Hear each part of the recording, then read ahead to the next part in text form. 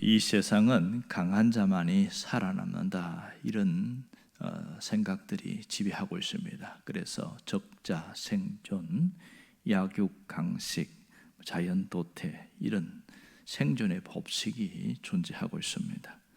그래서 이 세상을 생존 경쟁의 시대다, 그렇게 말하는 분들이 있습니다.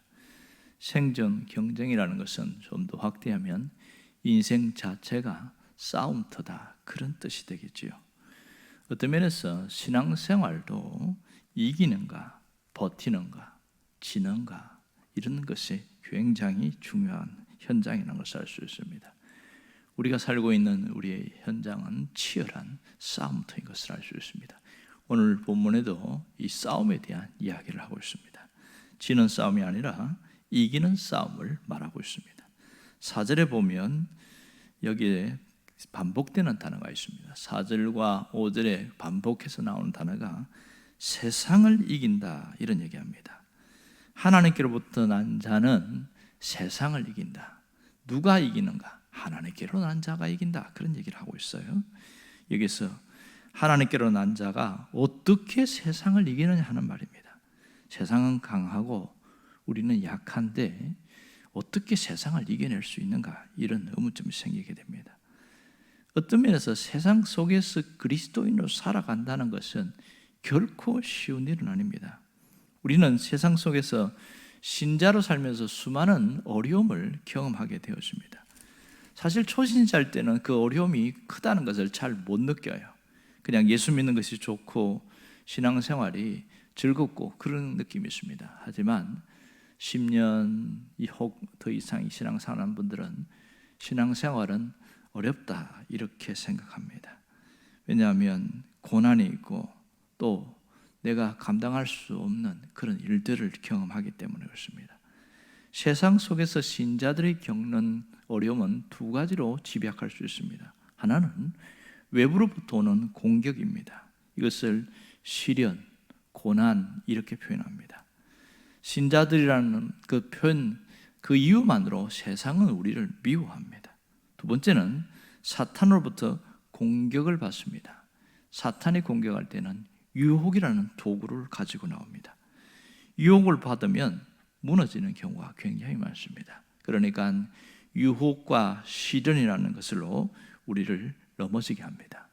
시련은 어떤 면에서 우리를 더 강하게 만드는 도구가 되기도 합니다. 하지만 유혹으로 앞에서는 강한 사람도 무너지는 경우가 굉장히 많지요.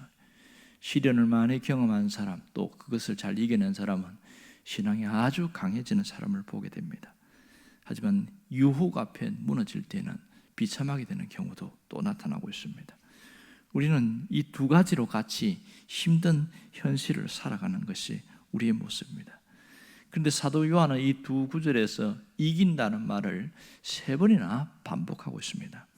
이 4절에 보면 세상을 이기느니라, 세상을 이기는 승리는 이것이니, 5절에도 보면 세상을 이기는 자가 누구냐, 이렇게 의문문으로 정리를 하고 있습니다. 자, 이 이긴다는 표현이, 이거는 요한에 자주 쓰는 표현들입니다. 특별히 요한계시록에 가면 이기는 자, 이긴 자, 이런 단어를 종종 사용하고 있습니다. 그럼 왜 사도 요한이 여기서 이긴다, 이런 표현을 쓰고 있을까요? 우리가 어떻게 세상을 이길 수 있느냐 하는 겁니다. 이긴다는 표현을 쓴 것은 우리의 삶이 사실은 전쟁이기 때문에 그렇습니다. 신앙생활은 영적인 전쟁입니다. 우리는 영적 전쟁터에 내몰려 있는 것이 현실입니다. 그것은 믿든지 안 믿든지, 받아들이든지 안 받아들이든지 사실입니다. 우리가 싸우는 상대는 세상이라는 것이죠. 그래서 이 세상에서 이겨야 되는데 이 세상을 지배하는 존재가 마귀입니다. 이게 이기기가 쉽지 않다는 거예요. 마귀가 어떤 무기로 사람들을 지배하느냐, 그것은 이미 우리가 본 대로 요한일서 2장 16절에 잘 나와 있습니다. 이는 세상에 있는 모든 것이 육신의 정욕과 안목의 정욕과 이생의 자랑이니 다 아버지께서 나온 것이 아니요 세상으로부터 온 것이다, 이렇게 말합니다. 세상으로부터 온 것이다. 그러니까 우리를 유혹하는 도구는 항상 세 가지 종류로 드러나는데 어떤 면에서 한 가지라고 할 수 있죠. 육신의 정욕 하나로 이게 무너지면 다 무너집니다. 이것 하나 이기면 다 이길 수 있어요. 이것이 우리에게 이기느냐 못 이기냐 어떤 시금석이 될 수 있겠지요. 육신의 정욕에 무너진 사람은 당연히 안목의 정욕에 무너지고 또 이생의 사랑에 맥없이 꼬꾸라지게 되어지는 겁니다. 사탄은 이 세 가지 도구로 세상에서 살아가는 우리에게 계속 패배하는 인생을 살게 만듭니다. 신앙생활에서 자주 패배하게 되어지면 결국은 나는 안 되는구나 이런 패배감에 사로잡히게 하고 신앙생활을 적당히 하든지 대충 하게 하든지 막 그렇게 해서 이게 신앙생활이다 이렇게 하게 만드는 겁니다.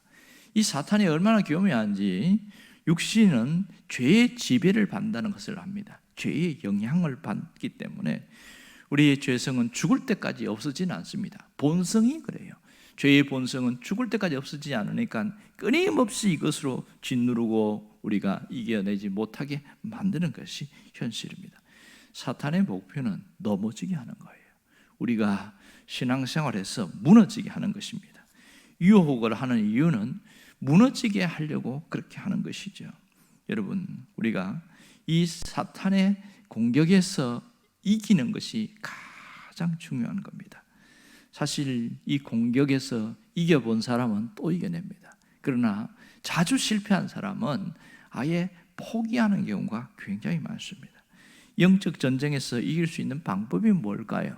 오늘 4절에 보면 그 방법을 이야기를 하고 있습니다. 하반절에 보니까 하나님께로 난 자는 세상을 이기는데 무엇으로 이기냐?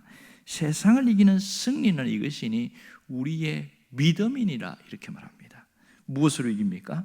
믿음으로 이깁니다. 찬송가에도 보면 믿음이 이기네, 믿음이 이기네 그렇게 말합니다.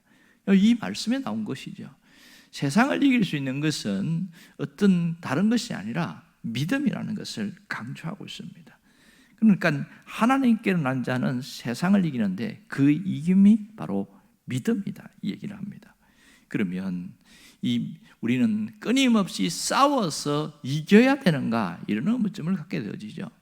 여기서 우리가 주의할 것은 우리는 이겨놓은 싸움을 싸우는 자인 것을 알아야 됩니다. 왜냐하면 예수님이 이기셨기 때문에 그렇습니다.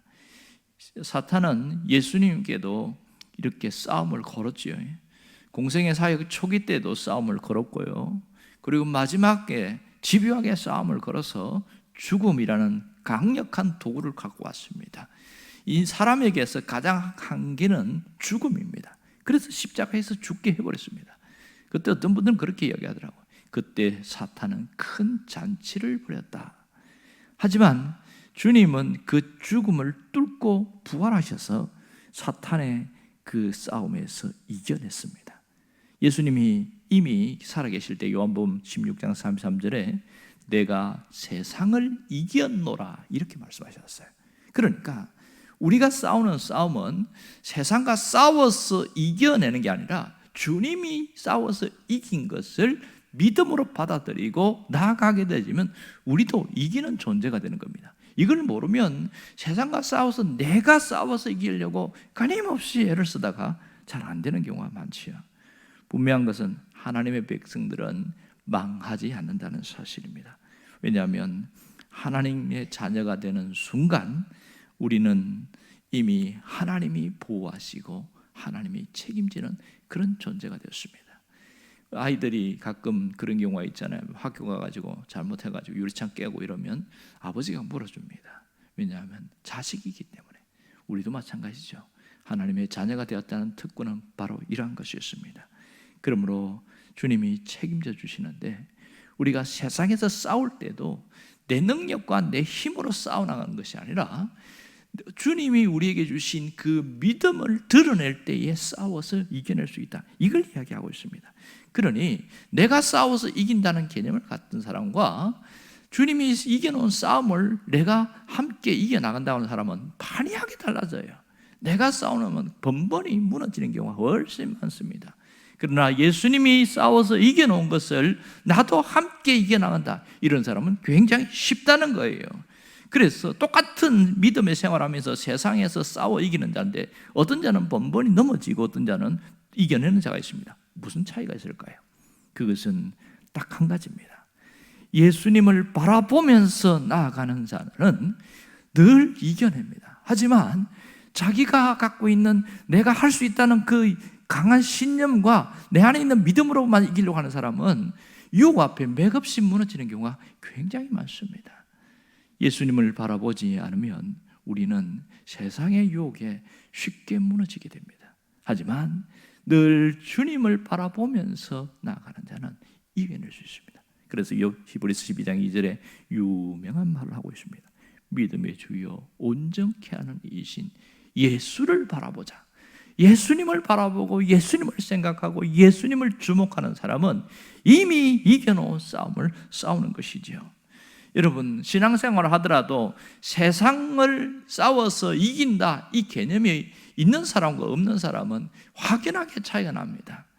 세상을 이긴다는 개념으로 사는 사람은 내가 신앙생활에서 바르게 하려고 애를 쓰는데, 이것이 없는 사람은 세상의 것을 갖고 살아가면서 가장 목표가 뭐냐? 세상에서 성공하는 것이 목표가 되어지고, 세상에서 돈을 버는 것이 목표가 되어지고, 자기가 하고 싶은 일을 하고 취미생활하고 이게 세상의 목표가 되는 경우가 굉장히 많습니다. 그런데 우리가 세상에서 싸워서 이기려고 할 때 세상이 과연 좋아할까요? 결코 그렇지 않지요. 여러분, 우리는 이미 세상에서 살다가 예수를 믿음으로써 신분 자체가 달라진 사람인 것이죠. 그래서 우리는 이미 소속이 다르다 이렇게 말합니다. 1절에 보면 하나님께로 태어난 자가 우리다고 이야기합니다. 예수 그리스도로 달라진 자가 우리라고 그랬습니다. 그러므로 그리스도로 태어난 자들은 이미 보는 눈이 달라지는 겁니다. 세상 사람들이 보지 못하는 또 하나를 보는데 그것은 하나님 나라입니다. 눈에 보이지 않는 하나님 나라가 그 속에 있습니다. 우리는 하나님 나라의 백성이라는 사실이죠. 그러니까 세상은 성공의 대상이 아니라 싸워서 이겨야 하는 대상이다. 이런 영적인 눈을 뜨게 되는 겁니다. 그럴 때에 우리는 달라지게 되는 것이죠. 이 세상에는 두 가지 영밖에 없습니다. 세상의 영을 받은 자 아니면 하나님의 영을 받은 자, 두 종류밖에 없는 것이죠. 그래서 하나님이 우리에게 베풀으신 은혜는 뭐냐면 하나님의 영을 받은 자는 하나님 나라에 대한 눈을 뜨게 된다는 것이죠. 눈을 뜨니까 나는 세상 사람이 아니구나, 나는 하나님 나라의 백성이구나, 이 소속감을 강하게 가지게 되어집니다.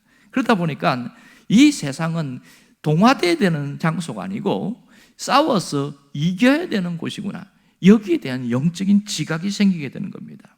그래서 세상이 요구하는 대로 살지 않으려고 하는 거죠. 세상이 요구하는 대로 살지 않으려고 하니까 뭐가 옵니까? 고난이 오고 핍박이 오고 어려움이 옵니다. 이것이 현실이에요.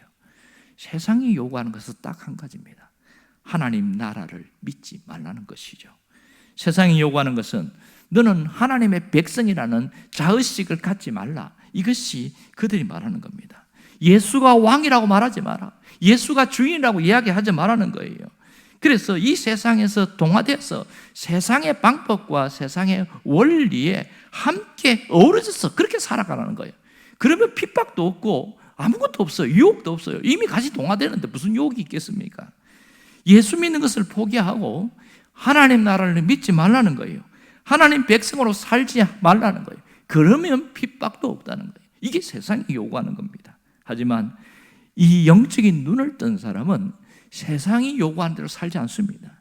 세상이 요구하는 성공을 위해 살지 않고 이기는 자로 살려고 한다는 것이죠. 이게 차이점이 있는 겁니다. 여러분, 정말 우리가 하나님의 자녀가 되었다는 것은 하나님의 사람으로 살아가는 그런 사람이 되었다, 그런 뜻을 갖고 있습니다. 그러므로 세상의 성공을 위해 살지 않고 이 세상에서 하나님 자녀로서 살아가려고 애를 쓰는 것이죠. 때로는 세상에서 손해가 보이더라도 세상의 것을 미련 없이 포기할 줄 아는 그런 자로 살아가는 것, 이게 세상을 이긴 자의 삶이라고 할 수 있습니다. 하나님은 우리가 세상에서 성공하는 것이 아니라 이기는 자로 살기를 원합니다. 하나님의 평가는 무엇일까요? 내가 세상에서 얼마나 성공했는가, 얼마나 돈을 벌었는가, 얼마나 많이 누리고 했는가, 이건 하나도 보지 않습니다. 하나님은 세상에서 살다가 어떻게 이겨냈는가, 이것에 관심을 가지고 있습니다. 하나님은 네가 세상에서 이겼느냐, 이것을 묻습니다. 요한계시록에 보면 소아시아 7교회에 이긴 자에게 주시는 축복에 대해서 이야기를 하고 있습니다.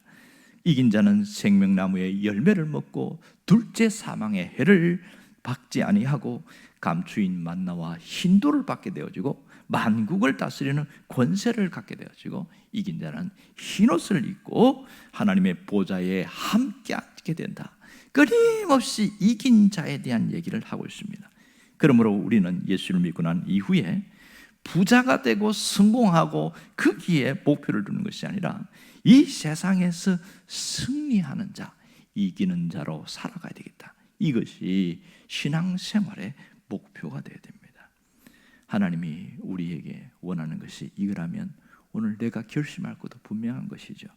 내가 세상의 성공을 위하여 살지 않고 하나님의 영광을 나타내는 그 일을 위해 살아가겠다. 이 거룩한 목표를 가진 사람은 삶이 달라지게 되어집니다. 보는 것이 달라지게 되어지고 함께 사는 것이 달라져요. 똑같이 예수 믿지만 어떤 사람은 세상에 동화되어 살아가요. 그것이 즐겁고 좋으니까. 하지만 거기에는 주님의 영광이 없다는 사실입니다. 아직도 세상만 바라보고 있는 사람에게는 여전히 갈등과 번민이 많습니다. 그러나 세상을 이겨야 되는 이 대상으로 살아가는 사람은 달라요. 뭐가 다를까요? 예수를 바라보면서 살아가는 삶을 늘 훈련합니다. 예수를 바라보고 나아갈 때에 우리는 이미 이겨낼 수 있습니다. 왜냐하면 우리 안에 있는 믿음이 그것을 이겨내게 만들게 한다는 사실이죠. 그러므로 이 세상은 이 믿음으로 이기게 된다. 그것은 주님을 바라볼 때 그 강력한 믿음이 드러난다는 사실입니다. 하나님은 오늘 우리가 이 세상을 믿음으로 이겨내는 그런 자로 살기를 원하십니다. 그런 자로 세워지기를 주의 이름으로 축원합니다. 기도하겠습니다.